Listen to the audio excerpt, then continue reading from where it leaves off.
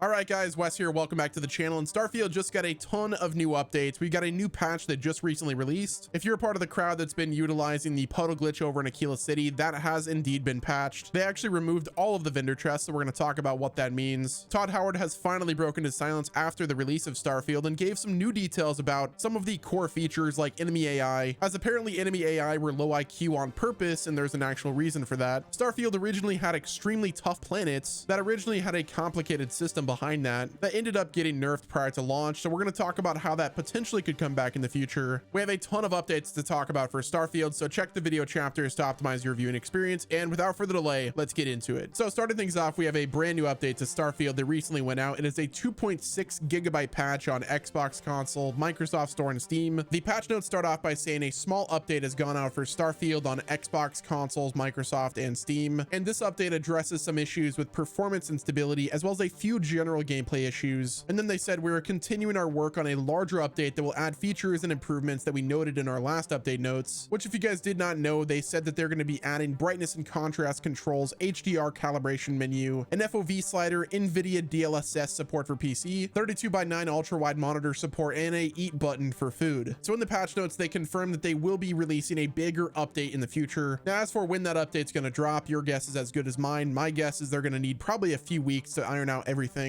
and implement all of the features that they went over in the last update notes. They continued in the patch notes thread and said, "Thank you so much for your continued feedback and support of Starfield, and we look forward to a future with you on this journey." So getting into the nitty-gritty of this update, they said character fixes have been made. They fixed an issue that would cause some characters to not be in their proper location. Now for the star stations, they fixed an issue where star stations would be labeled as player-owned ships. If you guys don't remember the story where some player was able to actually register the key, which is the pirate location, the home base of the Crimson Fleet, like someone was able to register that ship and then fly it around and legit just treat it like a ship that they owned. Like seeing the key that is so massive just land on a random planet was pretty crazy, and it's something that I'm going to remember about Starfield's launch for years to come. Next up, for those of you that have been doing the puddle glitch at Aquila City and the out of bounds glitch over on New Atlantis, where the vendor chests were fully accessible, that has officially been patched in 1.7.33. According to the specific patch note, they said they addressed an issue that allowed for a vendor's full inventory to be accessible, which was how people were doing this glitch. So yeah, it has fully been patched. Now what I will say is there's a lot of people that were doing the vendor glitch so that they could just test out the shipbuilder without having to like collect a bunch of money through the normal game. So Bethesda, if you were listening to this, please give us a creative mode to allow us to build and test out any ship that we wanted. Think of it kind of like a creative mode in either Fortnite or Minecraft creative, where you had access to all of the inventory and unlimited money, so you could build whatever ship and just get used to the shipbuilder until you eventually get to it in your main game. That would be really cool. So if you have been utilizing the vendor glitch to do that, unfortunately that is not possible. Now there is, however, a ton of glitches still in the game, like a duplication glitch. This is mainly tailored to Xbox players. If you're on PC, you could have infinite money through console commands, so it's not necessarily a problem for PC players as it is for Xbox players. So 07 of the puddle glitch over in Aquila City and the out of bounds glitch over in New Atlantis. You may be gone, but you will never be forgotten, and you will live in infamy, just like all of the past vendor glitches in Bethesda games. Moving right along, we've got some general graphic updates for AMD on PC. They resolved an issue that caused star lens flares to not appear correctly on AMD GPUs. In terms of the non-GPU specific graphic issues, they addressed an upscaling issue that could cause textures to become blurry, and then they resolved an issue that would cause photosensitivity issues when scrolling through the inventory menu. Moving on to the overall performance and stability for the hand scanner, they addressed an issue where the hand scanner would cause hitching, and then they had various stability and performance improvements to address crashing and freezes. Now with the DLSS mod, it makes Aquila City totally playable, but without that mod installed, Aquila City is just performs pretty bad. The stability is just not really there, so hopefully this update improves that. If not, we'll have to wait for the future. So next up, we have some updates to the ships. For the ship displays, they fixed an issue that would cause displayed items to disappear when applied to in-ship mannequins, and then they fixed an issue that would cause items stored in razor leaf storage containers and weapon racks to disappear after commandeering another ship. So moving right along, Todd Howard has finally spoken out about Starfield. We have some updates regarding Starfield's development. So Todd recently made an appearance on the AIAS Game Maker's Notebook podcast with Ted Price, the CEO of Insomniac Games, so pretty crazy crossover, but they talked everything about Starfield's development, including this section of the video, which is in regards to the planet exploration and the survival component that apparently originally was supposed to be really punishing. So according to Todd Howard, the team originally wanted the RPG to require players to use multiple spacesuits, one for high radiation planets, one for colder planets, and he said the way environmental damage works in the game game on planets and on your suit. You have resistances to certain types of atmosphere effects, whether that's radiation or thermal, which before they decided to nerf it was a pretty complex system, and it was apparently very punishing. Now, after some testing and extensive feedback, Todd says that it was a complicated system for players to understand, so we just kind of nerfed the heck out of it. So instead of punishing players too much, the afflictions they could get from different planets, atmospheres were instead more in flavor. And it was more of, let's just dial it down a bit, because quote, if we dial it way back, it becomes more of a flavor on the screen than it does a gameplay system. Now, the initial reaction that I had in this interview was like, dude, that would have been such a cool feature. Like, why would you not have that in the game? I might be the outlier here, but I really love survival games, and having that component in the game would be such a cool feature and would add an extra layer of depth in terms of planet exploration. Right now, you can kind of just jump on a planet and explore it without really having to think about any type of affliction that the planet would have. But lucky for us, we might actually be getting that system back in the future, because according to Todd during this interview, they said that that might be something that they address going forward. Now, if you guys remember back in Fallout 4, there was actually a survival game mode that took basically every core feature of the game and then spinned it up on its head and made it a more difficult and basically impossible experience for casual players. Like, you had to be a dedicated Fallout player to be able to play the survival mode back in the day, which I believe that got renamed. So hopefully we see that somehow return in Starfield, but maybe not as extreme. Like, I want a survival mode, but just like a little bit less hammed up, especially whenever you compare it to the Fallout 4 mode. But either way, the fact that this could be returning is really exciting. So moving right along, Starfield director Todd Howard talks about the combat AI and why it was actually intentionally really stupid. So in that same podcast, Todd Howard discusses most of the challenges that were inherent in designing space combat, to which he actually referenced games like Faster Than Light and Mech Warrior. He really admired the Faster Than Light power allocation feature and the systematic pace of the combat in older Mech Warrior titles. Now, Todd's goal with the space combat was to make a system that felt intuitive and it didn't really require players to pause the game and navigate the power allocation systems. He said that part of the development worked out really well, but then you have to mix it in with AI. Now, when talking about the enemy AI for space combat, he said that they were intentionally designed to be really dumb. He said this, and I quote, "It's very easy to make the enemies really, really smart or end up in a situation where you are forever just jousting," he said. And it turns out that you have to make the AI really stupid. They should fly and then they need to turn basically like, "Hey player, why don't you just shoot me for a while?" I don't think anyone was upset about the AI in terms of the space combat. Most of the people that had concerns were in regards to the ground gameplay. Some of the AI on the ground were actually kind of dumb as well, and I think to a certain degree that was also intentional in some areas. Actually, before Starfield release, Todd actually admitted that the enemy AI in Starfield and other Bethesda games are designed to be dumb in order to prevent the player from being overwhelmed. So this isn't the first time that Todd Howard said that the NPCs are nowhere near as smart as they can make them, and their goal is to make them so that the player is not constantly dying or constantly under great threat. The next bit of news is actually coming from the Pure Dark DLSS mod, as there's been a fair bit of controversy. So this is according to Starfield News, full credit to that Twitter account. The modder Pure Dark, author of the $5 per month Starfield DLSS mod, has stated that mines will be added to their mods in the future in response to their DRM protected DLSS mod being cracked. So according to Pure Dark, they said it was expected since this was something that I put together within a day or two, but they said that I did get enough patrons, so its job is done. But this is where things got really interesting. They said, so from now on, I will place hidden mines in all of my mods to make it harder for these people. They might be able to find a way to bypass some of them, but they will never know if they have found all of them. The cracked mods will sometimes work, sometimes fail, sometimes work but be very wonky, sometimes even crash, and they won't even know if it's a bug or just them using a cracked version, and they will never have the support that I've been always providing to my subscribers. So yeah, this controversy obviously sparked up in the community, and the debate of whether or not mods should be DRM protected, if they should even be paid for, and is Pure Dark in the right for this situation, or are they totally in the wrong? I'm a bit weirded out by mods being DRM protected, as I think DRM in general is just kind of annoying, but if you guys want DLSS, then I recommend using the Luke FZ mod that actually has in-game options that you can edit the settings instead of the way that Pure Dark does it with, I believe, Reshade. But either way, guys, that's gonna wrap it up with this video. Let me know what your thoughts are on the new update for Starfield. Do me a favor and drop a like if you enjoyed it. Subscribe to the channel with your notifications turned on. Don't forget to enter the 140,000 subscriber PS5 giveaway. And until next time, this has been Wes, and I will talk to you guys in the next video.